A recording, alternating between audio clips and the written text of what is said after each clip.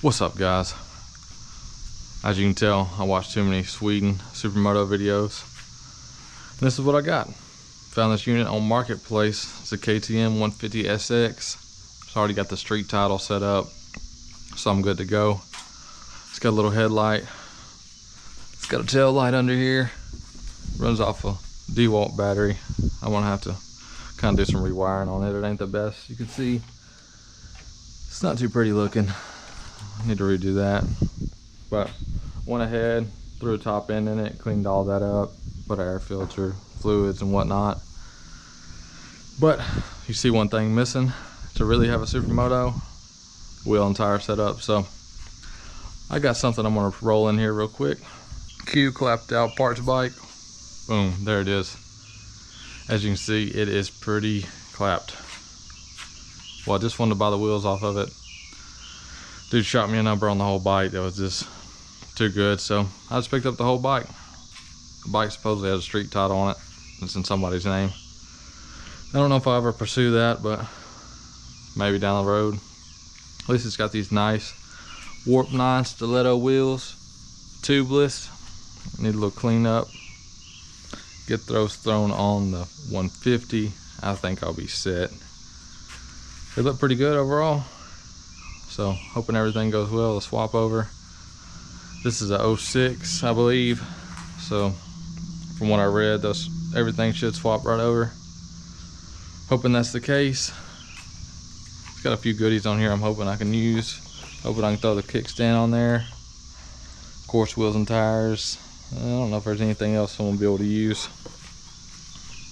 Said I had a stunt brake on here somewhere, front end brake, but I'm gonna have to follow all this around. We got two setups here, but I don't really know what's going on with that.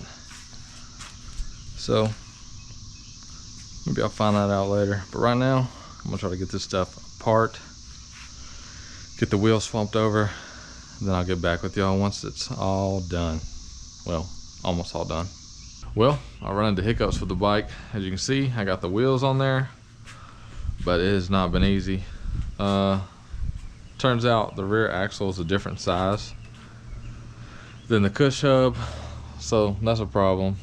You do just change out the spacers. Looks like I had to call Warp 9, and it seems like they're gonna send me some more spacers for the rear and a new cush hub to make it work with the setup.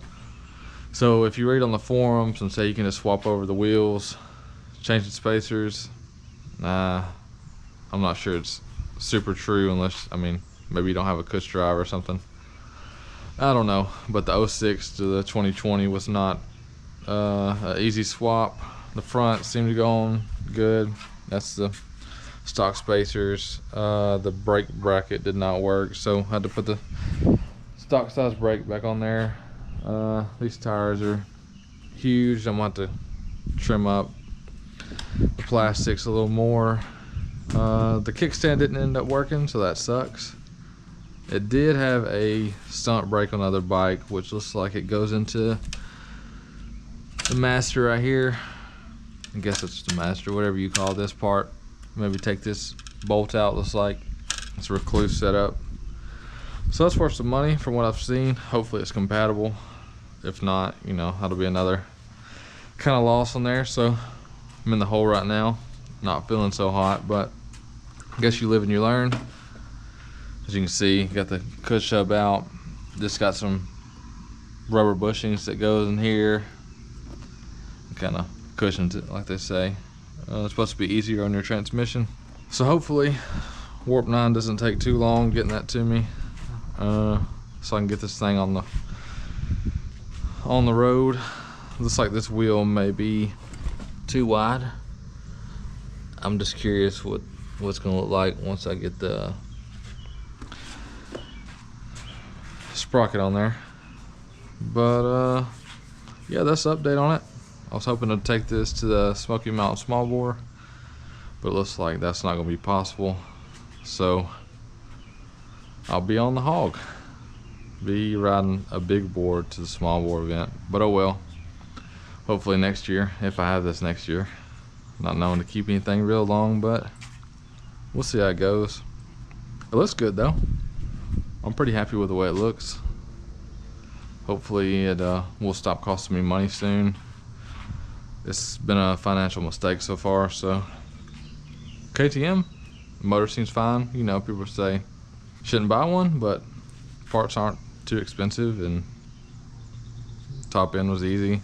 Seems to be running well still. So only thing that's been a pain is the Supermoto wheels. If you ever priced them, you know they're expensive, and you'll see why not many people are running Supermotos in the US, seems like. So I could get a stunted out Dyna for what I have in this bike right now. So just food for thought, and hopefully next time when you see this bike, it will be on the street. All right, see ya.